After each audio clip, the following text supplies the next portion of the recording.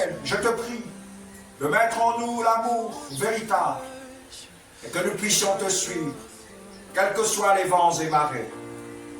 Je prie, Père, au nom de Jésus, que toute montagne qui m'empêche d'aller de l'avant pour ta gloire soit aplanie. Au nom de Jésus Emmanuel, j'ordonne que les montagnes qui m'empêchent d'aller de l'avant pour le royaume soient déracinées et jetées dans la mer. Au nom de Jésus Emmanuel, les montagnes qui empêchent à ton Église d'être debout pour ta gloire soient déracinées et jetées dans la mer. Au nom de Jésus Emmanuel, je l'ordonne par l'autorité du Saint-Esprit. Père Saint, merci parce que tu as vaincu. Il n'y aura plus d'autre sacrifice en dehors du sacrifice de Jésus. Il n'y aura plus, il n'y en aura plus jamais. Tu as reçu le nom au-dessus de tout nom.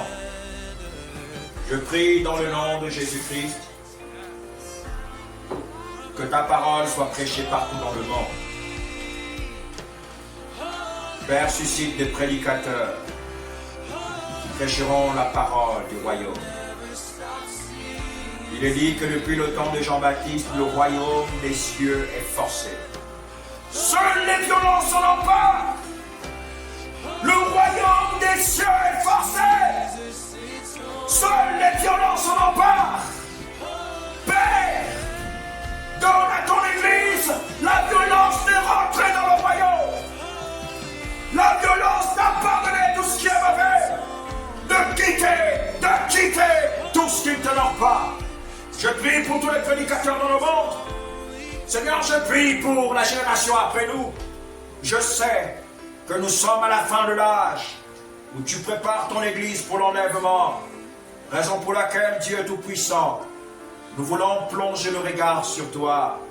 Il est dit que lorsqu'on fixe sur toi nos regards, nous sommes rayonnants de joie et notre visage ne se couvre point de honte.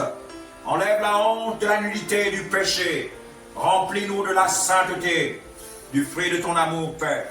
Je viens te demander pardon humblement pour tout ce que j'ai fait, tout ce que j'ai dit, tout ce que j'ai pensé, pour tout ce que ton Église fait, Père. Tu ne viens pas chercher une Église souillée, mais une Église sans tache, ni ride, ni rien de semblable.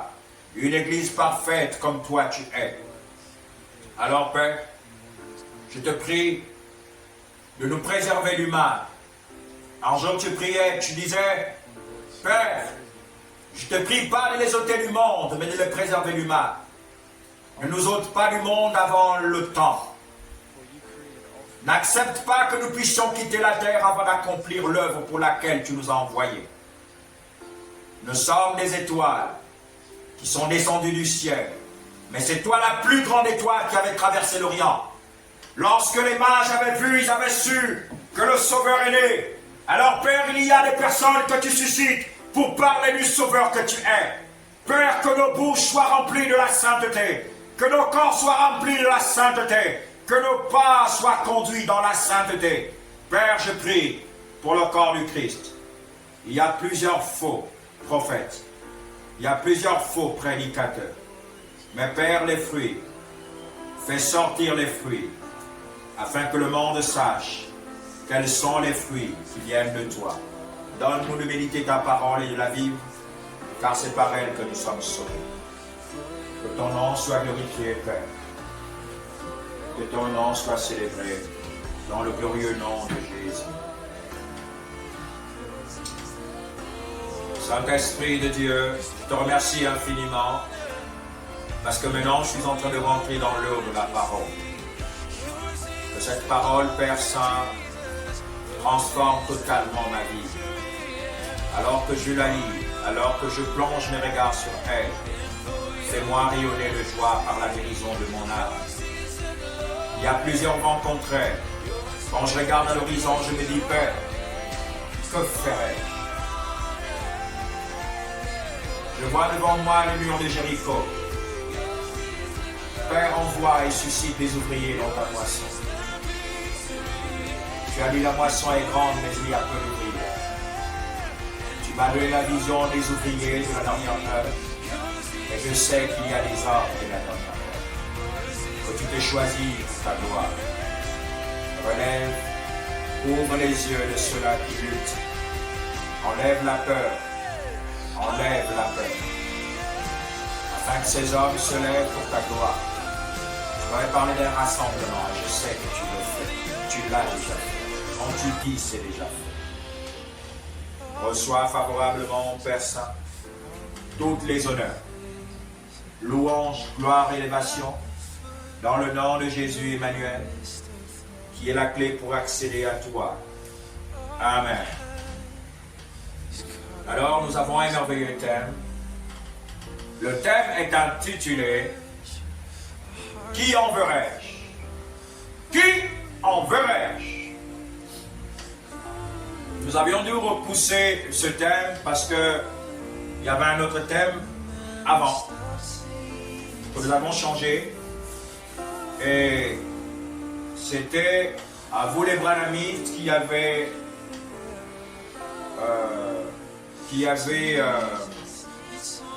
enfermé le Saint-Esprit dans les brochures des Branham. Donc nous sommes revenus dans ce thème. Qui enverrai-je? Je me suis posé plusieurs questions en me disant, mais je voulais comprendre. Il y avait des hommes sur la terre. Le regard de Dieu parcourait la terre. Lui qui entend tout, qui voit tout et qui sait toutes choses. Il va regarder et il va poser la question, qui enverrai-je? Ce thème m'avait bousculé. Cette pensée m'avait bousculé. Alors, c'est dans Ésaïe 6, au verset 8. Mais nous allons commencer dans Ésaïe 6, au départ du verset 1. Pour comprendre comment est-ce que Dieu va poser la question à un homme qui avait déjà l'esprit illuminé, l'esprit ouvert. On se met debout. On lit la parole.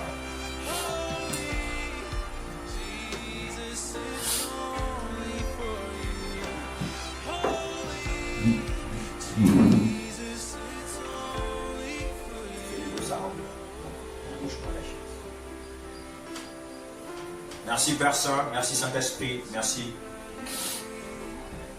Alors je lis la parole de notre Père. L'année de la mort du roi Osias, je vis le Seigneur assis sur un trône. L'année de la mort du roi Osias, je vis le Seigneur assis sur un trône, très élevé. Et les pans de sa robe remplissaient le temple. Des séraphins se tenaient au-dessus de lui. Ils disaient, ils avaient chacun 6 ailes.